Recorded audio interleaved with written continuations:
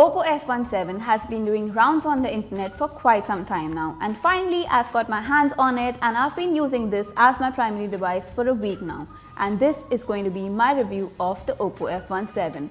Now before getting into the review, if you're new to our channel, my name is Munzela and I review some really cool gadgets for Exhibit magazine. So don't forget to hit the subscribe button and the bell icon to get notified for more such content. The design of the Oppo F17 is quite impressive, especially the variant which we have is called the navy blue, and it has a premium leather finish at the back which feels really very attractive.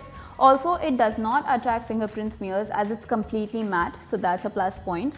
It's really comfortable to hold it in your hands for longer periods of time when you're just typing emails or watching YouTube videos. So that's one good thing that I liked. At the front, the Oppo F17 has a 6.4-inch OLED display, and it also has an always-on display feature, so you don't have to unlock your phone every time to check the time or just check your notifications. So that's a plus point. Now, watching videos on this phone was quite a good experience. The colors were punchy and vibrant and the screen was just bright enough. But sadly, this phone only has a 60Hz panel and not a 90Hz or a 120Hz. It does have an in-display fingerprint sensor which worked quite well, and so did the facial recognition.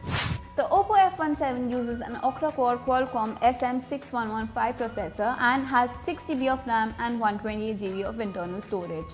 The SM6115 processor performed decently well but is not as speedy as the Snapdragon 720G or even the 730.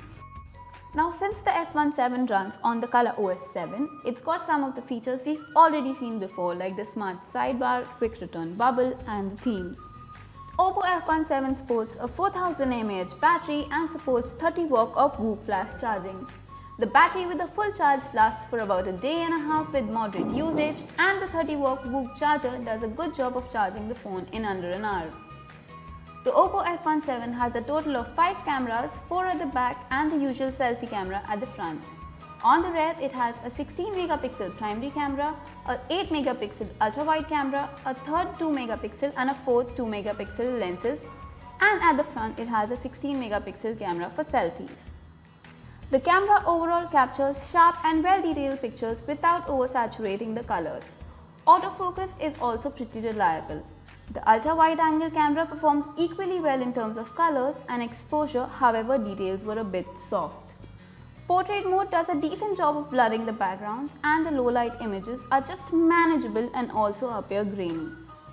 Speaking about the 16 megapixel selfie camera, it does come with the AI beautification filter which makes the picture look over-smoothened and overblown. However, you do have an option of turning it off, after which the selfie camera works decently well and the skin color appears natural. Now the question is, should you buy the Oppo F17? It has its own set of pros and cons. Pros being a good build, design and a good battery life, whereas the cons are its underpowered processor and an average camera performance.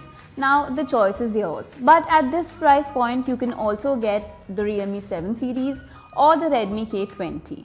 So this was my review of the Oppo F17. If you found it helpful, don't forget to like and share this video, and I'll see you next time. Until then, goodbye.